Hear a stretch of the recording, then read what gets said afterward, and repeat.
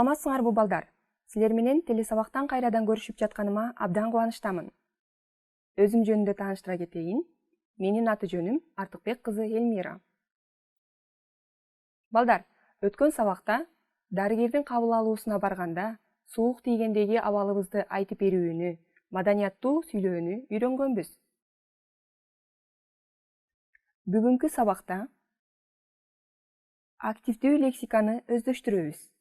Көнүгүү иштерин аткарабыз. Дарыканада соода кылуу маданиятына үйрөнөбүз. Сабаттуу сүйлөөгө жана жазууга көнүгөбүз. Тесттик тапшырма аткарабыз. Балдар, сүрөткө көңүл бургулачы. Бала эмне болуп жатат? Туура, бала сасык тумоо болуп жатат.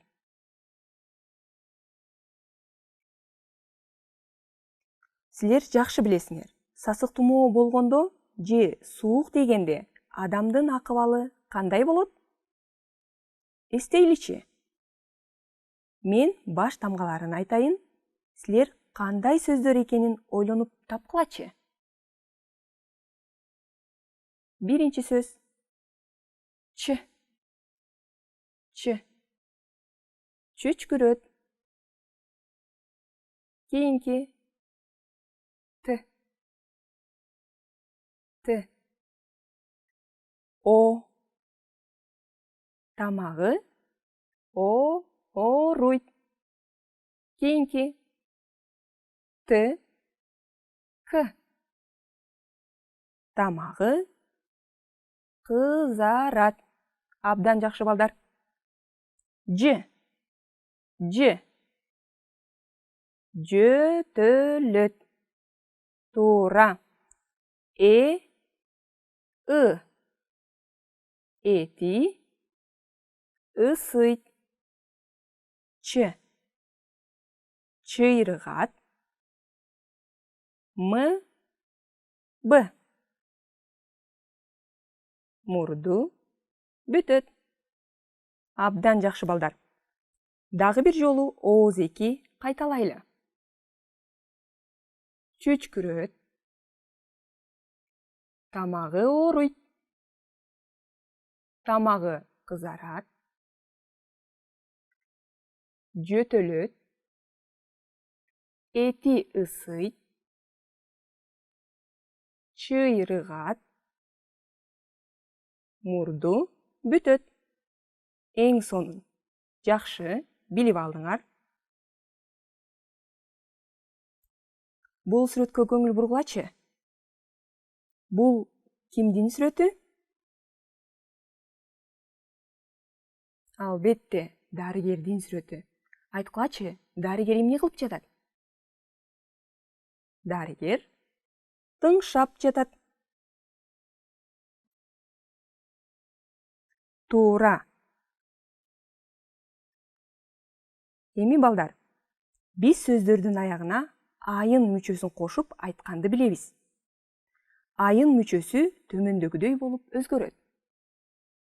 Айым, йын, ал, алайын, жаса, жасайын, эйин, йин, бер, берейин, чене, ченейин, оюн, юн, мисалы, тос, тосоюн, торо, тороюн, өйүн, юн, күт, күтөйүн, жөнө, жөнөйүн. Эми балдар, биз айын мүчөсүнүн өзгөрүшүн дагы бир жолу кайталап алдык. Эми көнүгүү аткарып көрөлү. Айын мүчөсү менен толуктайбыз. Эти мысык. Дарыгерге барайын. Туура балдар. Температураңды ченеп көрөйүн. Азамат, туура таптыңар. Температураңды ченеп көрөйүн.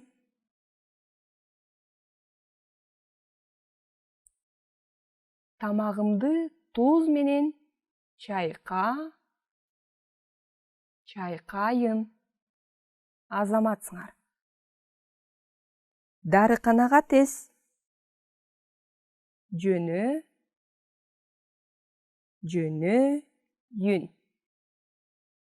Абдан жакшы балдар. Туура таптыңар. Келгиле, дарыканага чогуу баралы. Ал үчүн жаңы сөздөрдү өздөштүрүп алалы. Бир күндө 3 маал. Же болбосо, бир күндө 3 жолу. Мисалы, бир күндө 3 маал. Эртең менен, түштө, кечинде. Абдан жакшы балдар. Дарысы, балдар, дарынын түрлөрү көп. Эми ал эмненин дарысы экенин билели. Дарысы, эмненин дарысы? Эти ысыгандын дарысы, баш оорунун дарысы, сасык тумоонун дарысы. Тамакка чейин же тамактан кийин же ач карын. Туура.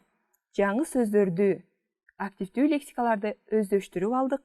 Эми окуу китебин ачып,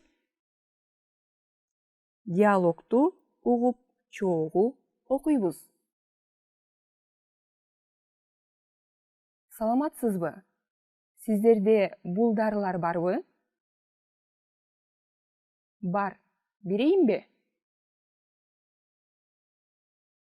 Ооба. Аларды кандайча ичиш керек? Бир күндө 3 маал ичиш керек. Тамакка чейинби? Жок. Тамактан кийин. Рахмат. Мага дагы эти ысыгандын дарысын бериңизчи. Парацетамол берейин. Балагабы же чоң кишигеби? Чоң кишиге. Баары 260 сом. Мына, рахмат. Жакшы калыңыз. Абдан жакшы балдар. Эми кыргыз тилине мүнөздүү болгон кээ бир табыштардын айтылышына көңүл буралы.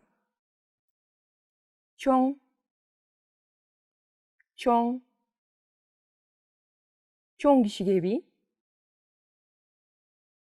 100, 160. Калыңыз, калыңыз. Жакшы калыңыз. Абдан жакшы. Тапшырманы аткаралы. Суроолорго оң жана терс формада ооз эки жооп берели. Биринчи суроо. Сиздерде бул дарылар барбы? Оң формада жооп берели. Ооба, бизде бул дарылар бар. Эми терс формада жооп берели. Жок, бизде бул дарылар жок. Абдан жакшы балдар. Эми экинчи суроону окуйун. Силер аракет кылып ооз эки айтып көргүлө. Бир күндө 3 маал ичиш керекпи? Ооба, бир күндө 3 маал ичиш керек. Терс формада жооп беребиз. Жок, бир күндө 2 маал ичиш керек.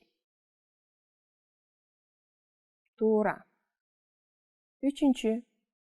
Тамакка чейинби? Кантип жооп беребиз, балдар? Туура. Ооба, тамакка чейин.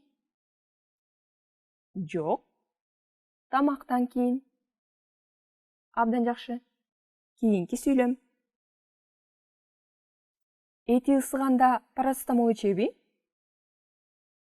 ооба, эти ысыганда парацетамол ичет. Жок, эти ысыганда парацетамол ичпейт. Абдан жакшы балдар. Силер туура жооп бердиңер деп ишенем. Келгиле, дептерибизди ачып, сабаттуу жазалы. Сабаттуу сүйлөйбүз, сабаттуу жазабыз. Аларды кандайча ичиш керек? Балдар, бул сүйлөмдүн катасын таап, дептерге сабаттуу жазалы. Ойлонгулачы. Туурасы, аларды кандайча ичиш керек? Туура. Экинчи сүйлөм. Менге жөтөлдүн дарысын бересизби? Ойлонолучу балдар. Кайсы жериндеги сөз туура эмес жазылды? Туура. Менге эмес, мага деп жазабыз. Мага жөтөлдүн дарысын бересизби? Абдан жакшы, туура таптыңар. Балагабы же чоң кишигеби? Балдар, бул суроону кантип туура жазабыз? Туурасы, балагабы же чоң кишигеби? Азаматсыңар. Биз айтканда балагабы деп айтабыз, а жазганда балагабы деп жазабыз. Кийинки. Рахмат, жакшы калыңыз. Туурасы, рахмат, жакшы калыңыз. Абдан жакшы. Балдар, бул сүйлөмдөрдү дептерибизге сабаттуу жазып алабыз. Керектүү сөздөр менен алмаштыр. Уулум, менин сөзүмдү угуп жатасыңбы? Балдар, бул жакта угуп деген сөздү башка сөз менен алмаштырып айтып көрөлү. Уулум, менин сөзүмдү тыңшап жатасыңбы? Угуп, тыңшап деген сөздөр угуп сөзүн тыңшап сөзү менен алмаштырдык. Абдан жакшы. Бир күндө 3 маал ичиш керек. Же маал деген сөздү дагы кайсы сөз менен алмаштырып айтсак болот? Туура.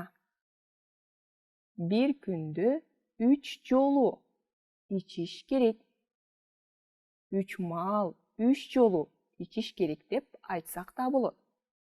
Абдан жакшы. Жок, тамактан кийин ичиңиз. Же жок, ач карын ичиңиз деп айтсак да туура болот. Балдар, өзүбүздү текшерели. Канчалык деңгээлде бүгүнкү сабакты өздөштүрдүк? Билели. Тез-тез ойлонуп, туура жооп бергенге аракет кылалы. Биринчи суроо.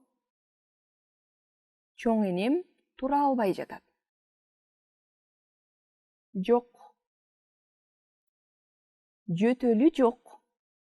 Ошондуктан чоң энем тура албай жатат. Б. Алы жок. Ошондуктан чоң эне тура албай жатат. Дарысы жок. Тумоосу жок. Балдар, көпчектин ордуна тиешелүү сөздөрдү койгулачы. Туура жообу кайсы болот? Туура. Алы жок. Ошондуктан чоң эне тура албай жатат. Туура таптыңар. Азаматсыңар. Экинчи суроо. Жүрөгү эч нерсе ичкен жок. Эч нерсе ичкен жок. Эмне үчүн эч нерсе ичкен жок? Себеби жүрөгү түшөт. Жүрөгү сезет. Жүрөгү айланат. Жүрөгү билет. Ошондуктан эч нерсе ичкен жок. Балдар, ойлонуп көргүлөчү. Бул жерде кайсы жооп туура деп ойлойсуңар? Туура жообу айланат. Жүрөгү айланат. Эч нерсе ичкен жок. Азаматсыңар. Кызым математикадан кыйналган жоксуңбу? Б жообу. Кызым математикадан кызыккан жоксуңбу? Эки алган жоксуң? Түшүнгөн жоксуң? Кана балдар. Кайсы жооп туура деп билебиз? Кызым математикадан кыйналган жоксуңбу? Туура. Эң жакшы. 4-чү. Туугандар кандай турушат? Сурадыңбы? Эмнесин сурадыңбы? А. Дем алганын сурадыңбы? Б. Ал жайын сурадыңбы? Аба ырайын сурадыңбы? Дарыларын сурадыңбы? Ойлонуп көргүлөчү. Кайсы жооп туура деп ойлойсуңар? Туугандар кандай турушат? Ал жайын сурадыңбы? Азамат. Туура жообу Б. Ал жайын. Азаматсыңар. Кечиресиз. Бул дарысыбы? Бул жөтөлдү дарысыбы? Бул жөтөлдүн дарысыбы? Бул жөтөлдөн дарысыбы? Бул жөтөлдө дарысыбы? Кана, кайсы жооп туура? Туурасы жөтөлдүн. Кечиресиз. Бул жөтөлдүн дарысыбы? Деп сурап жатат. Азаматсыңар, силерди туура тапты деп ойлойм. 6-чы. Доктор, мукалтинди канча ичем? А. Канча саат ичем? Б жообу. Канча маал ичем? В варианты. Канча жол ичем? Же канча күндө ичем? Туура жообу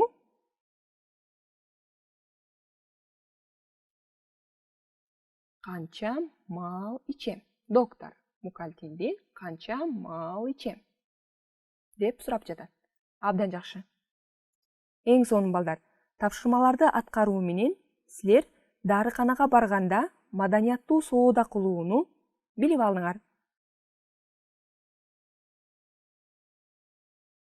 Балдар, бүгүнкү сабагыбызда биз эмнени билдик? Активдүү лексиканы өздөштүрдүк. Көнүгүү иштерин аткардык.